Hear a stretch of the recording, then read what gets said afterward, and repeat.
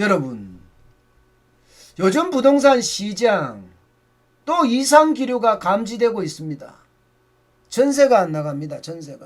전세가 계속 쌓이고 있습니다. 실제 말입니다. 서울 아파트 전세 매물을 보면요, 13일 현재입니다.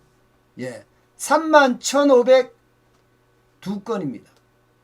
31,502건. 이 정도면 여러분, 지난해 8월 13일 정도인가요? 그때가 31,874건이거든요. 그때 이후로 가장 많습니다. 지난해 8월 14일이 어떤 때인가요? 지난해 8월 14일이라면 그 전세 임대차 2법인가 2법이 먼저 통과됐을 때죠. 전월세 상한제하고 계약갱신 청구권제가 6월 말에 통과돼서 7월에 됐으니까, 그죠? 7월부터 시행을 했으니까, 그 이후에 바로 그 직전이라고 봐야 되죠. 8월이니까. 그때만큼 전세 매물이 쌓였다, 이런 얘기입니다. 전세 매물이 31,502건이니까 좀 더 앞으로 내려가 보면요, 2020년 7월 12일 이때는 서울의 전세 물량이 43,213건이었어요. 43,213건. 그러니까 전세 물량이 굉장히 많았습니다. 전세 물량이. 그러나 이 전세 물량이 확 줄어듭니다. 임대차 2법이 시행되고 나서 전월세 상한제 5%만 올려라. 그리고 계약갱신 청구권제. 지금까지는 전세가 2년이었다면 4년으로 바꾸고 그 낀 데는 2년 후에는 5%만 올려라 하는 게 핵심이잖아요. 그러다 보니까 전세 물량이 쑥 빠져서 10월 12일에는 9,243건밖에 안 됐습니다. 9,243건. 이거를 보면 여러분, 이거를 보면 정부가 얼마나 정책을 잘못 썼는지 분명히 보이죠. 정부의 임대차법이 잘못 시행이 돼서 전세 시장을 왜곡시켰고, 전세 시장이 왜곡되니까 이게 매매 가격도 올라가는 거예요. 이게 왜곡이 되면 공급 물량이 줄어드는 거 아니에요. 공급 물량이 줄어드니까 전세에 대한 수요는 많아지고 공급 물량은 줄어들고 가격 올라가죠. 전세가 올라가면 매매가가 또 올라갑니다. 안 그러면 깡통이 되는데, 전세가가 더 높고 매매가가 더 낮은 그런 깡통 아파트가 생길 수 있잖아요. 그러니까 매매가가 더 또 올라가 주는 거예요. 매매가. 그래서 부동산이 폭등했다, 이렇게 이야기할 수가 있는 게 사실 임대차 2법에 대한 시행 때부터거든요. 근데 어쨌든 지금은 또 안 나간다. 지금 전세가 안 나간다. 이러니까 여기에서 이제 사람들이 한 충격을 먹습니다. 그러면 임대차 2법이 좋았다는 거야? 옳았다는 거야? 이렇게 이야기할 수 있잖아요. 그건 분명히 아닙니다. 그건 분명히 아닙니다. 전세 물량이 이렇게 쌓이는 거는요, 두 가지 이유입니다. 두 가지 이유. 뭐 사실상은 한 가지 이유라고 할 수 있어요. 대출을 안 해줍니다. 여러분, 대부분의 사람들이 전세를 늘려서 갔을 때는 내가 돈의 여유가 그렇게 많지가 않아요. 내가 돈의 여유가. 결국은 대출을 받아서 전세를 늘려가고 또 그 대출금을 갚아가면서 주거사다리의 꿈을 만들어가는 거거든요. 그런데 지금은 대출을 받아볼 수가 없어. 대출을 안 해주는 데다가 더 심각한 것은 여러분, 더 심각한 것은 이게 가격이 너무 많이 올랐다는 거예요. 가격이 너무 많이 올랐다. 예를 들어서 말입니다. 서울 대치동에 있는 엄마 아파트 예를 들까요? 서울 대치동의 엄마 아파트입니다. 작년 2020년 12월 13일까지만 하더라도 전세 물량이 14건이었습니다. 그런데 2021년 12월 13일 전세 물량이 409건이에요. 몇 배나 늘었습니까? 엄청나게 늘었죠.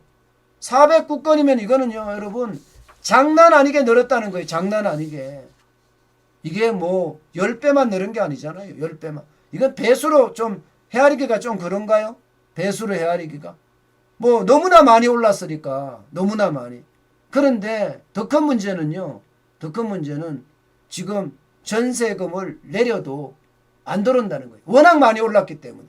지난해 7월까지만 하더라도 엄마 아파트 전용 84제곱미터의 전세가 5억 8천에서 7억 원 선이었거든요. 5억 8천에서 7억 원 선. 그런데 작년 11월에는요. 12억 2천만 원까지 올랐습니다. 2배까지 뛰었습니다. 2배까지. 예. 2배까지 뛰었어요. 5억 8천에서 7억 원에서 12억 2천까지 뛰었으니까 이건 누가 대출해 주겠습니까? 12억 2천인데. 대출해 주는 데가 없어. 내가 12억이 있어야 되는데 내가 12억을 가지고 갈 수가 없잖아요. 정부가 총량 관리를 한다면서 가계대출을 다 막았잖아요. 전세자금 대출해 준다 해도요. 적은 거나 전세자금 대출해 주지 많은 거는 지금 안 해주거든요. 게다가 내년에 가면 더 어려워집니다. 이제 전세 대출도 DSR 총부채 원리금 상환 비율에 포함을 시킵니다. 그렇게 되면 전세 대출도 지금 힘들다는 이야기가 됩니다. 전세 대출도. 예. 오죽했으면 엄마 아파트에서 전세를 내놓으신 분이 6천만 원을 내려서 내놨답니다. 평균 12억대가 되는데 11억 11억 4천 이렇게 전세를 내놔도요 안 나간다는 거예요. 사실 지금이 말입니다. 지금보다 조금 더 있어야 되겠죠. 내년 3월에 이제 아이들이 학교를 들어가니까 대치동 엄마 아파트는요. 대치동 전체가 학원가예요. 학원가. 그렇기 때문에 이제 내년에 예상을 두고 많은 친구들이 이제 엄마 아파트로 가요. 그래야지 고등학교를 좋은 데로 가니까. 그래서 거기서 학원 다니고 다니기도 편하게 빨리빨리 다니고 그러면서 스카이 꿈도 꾸는 거거든요. 서울대나 연대나 고대 꿈을 꾸는 거거든요. 그러면 조금 이제 지금부터 시작해서 뭔가 이사의 기미가 보여야 되는데 그런 게 전혀 없다는 거예요. 워낙 많이 올라갔기 때문에 그렇다 이렇게 이야기할 수가 있고요. 대치동의 엄마 아파트만 그런 게 아니에요. 대치동의 미도 아파트 대치동 맞은편에 있습니다. 엄마 아파트 맞은편에 있습니다. 24개 2020년만 하더라도 24건이 있었는데 2021년에는 262건으로 늘어났고요. 삼성 1차 아파트도 20건에서 68건으로 늘어났습니다. 목동도 마찬가지입니다. 목동도 지금 늘어나서 전세 물량이 쌓이는 추세입니다. 목동도 여기가 교육에 어떤 목숨을 걸고 있는 지구라고 이야기할 수가 있죠. 목동 신시간지 1단지도 9개 전세 물량에서 18개로 났고요. 또 3단지 같은 경우는 2개에서 23개 6단지 같은 경우는 8개에서 33개로 늘어날 정도로 전세 물량이 늘어났어요. 가격을 낮춰도 안 나간다고 해요. 가격을 낮춰도.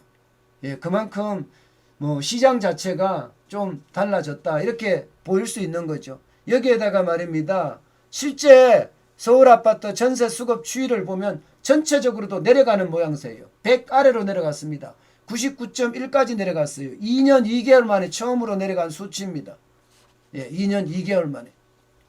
그만큼 말입니다. 전세가 나가지 않는 것 이것도 굉장히 중요하고요. 전세가 이렇게 나가지 않는 것은 또 다른 이유도 있습니다. 또 다른 이유도. 돈이 워낙 많이 필요하니까 가격이 너무 많이 올라서 그죠? 너무 많이 필요하니까 월세로 가는 사람들도 많아졌다는 거예요. 월세로. 전세의 월세화죠. 주인 입장에서도 월세로 받는 게 좋고 들어가는 세입자 입장에서는 돈이 없어서 울며 겨자 먹기로 월세로 들어가는 사람들도 많다. 이렇게 이야기할 정도니까 말입니다. 우리가 여기서 배워야 되고 느껴야 될 것은요. 시장은 분명히 왜곡되고 있는 것은 분명해 보입니다. 대출 규제 때문에 전세 시장까지도 왜곡이 되고 있고 실제 지표까지도 이렇게 떨어지고 있는 것은 사실입니다. 이것은요. 지금 누르기에 의해서 이게 강제로 쉽게 말하면 내려가고 있는 그런 모양새거든요. 문제는요. 두 가지 측면에서 우리는 반드시 생각해야 돼요. 이게 길어질 경우 우리가 파성적으로 이제 집값 떨어지는 거 아니야? 이렇게 인식할 수 있다는 거. 그렇게 인식이 되면 집값은 떨어지기 시작할 수도 있습니다. 공급이 적더라도. 게다가 지금 더불어민주당에서는요. 이제 와서 다주택자에 대한 양도소득세 중과하는 거 있잖아요. 2주택 이상은 20%, 3주택 이상은 30% 중과. 이 세제 없앤다고 하잖아요. 그죠?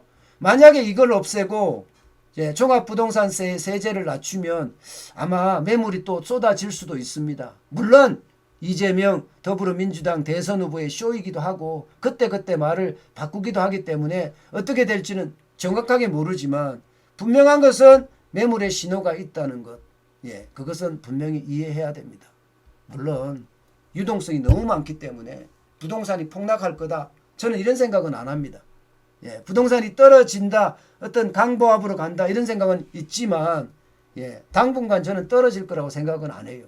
공급이 실제 공급이 많이 일어날 때 소비자들이 원하는 곳, 국민이 원하는 곳에 공급이 많이 일어나게 시작하면 그때는 떨어질 수도 있다고 생각해요. 실제 인구도 줄어들고 있고 가구 수도 줄어들고 있기 때문에 충분히 그럴 수 있다고 생각을 하지만 예, 지금 당장은 아니다. 예, 이 말은 분명히 말씀드리고 싶습니다. 그만큼 말입니다. 부동산의 어떤 억눌림, 억압, 규제 이런 것이 시장에 또 영향을 미치고 있구나. 예, 이것을 우리는 알고 거기에 대한 대응책을 마련해야 된다고 생각합니다.